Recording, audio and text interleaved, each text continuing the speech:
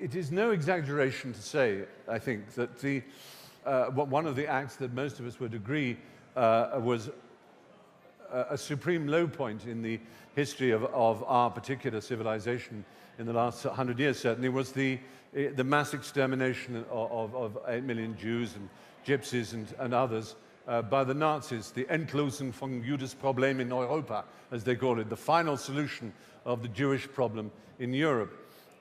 Now, it is a massively difficult thing to get your head around how ordinary people, and Germans are ordinary people just like us, and if we don't believe that, then we'll be doing to them what they did to the Jews. We will be ascribing a racist characteristic just to Germans that is unique to them. I think we can all be grown up enough to know that it was humanity doing something to another parcel of humanity, and that it was very extraordinary. And we've seen examples of it in our own lifetimes in Rwanda and Burundi, and we've seen it in other places where massacres of quite extraordinary brutality have taken place. And in each one of these genocidal moments, or attempts at full genocide, in each example was preceded by language being used again and again and again to dehumanize the person that had to be killed in the political eyes of their enemies. In other words, it began in the 1930s, it in fact began quite early, a little than that, but the Jews were rats, were vermin, were Weiss, were Affenmenschen, ape men, Untermenschen, which is subhuman in German. They were subhuman, they were ape men, they were rats, they were vermin, they were a bacillus, they were a virus, they were anything but a human being. And the same thing happened on the radio as the Hutu and the Tutsi were slaughtering each other. Was again, the word rats was used, vermin, and lice and insects. And if you start to characterize week after week after week after week after week, you start to think of someone you're slightly sullen and disagree, you don't like very much anyway. You're constantly getting the idea that they're not actually human.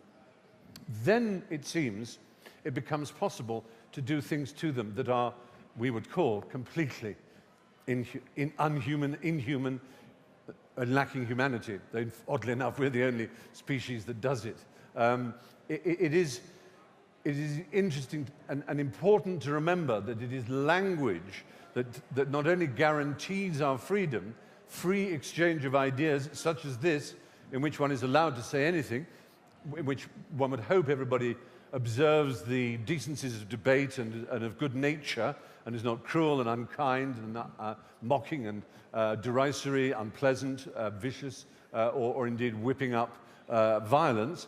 But as long as ideas are exchanged freely, then we can more or less guarantee some level of stability within our society. But the moment we begin to use special language for special people and special terms of insult for special terms of people, then we can see very clearly, and history demonstrates it time and time again, that's when people are suddenly perfectly ordinary people are able to kill. There's an amazing book called Ach, die Schone Zeiten, which has recently, I think, been translated under the title Those Were the Days.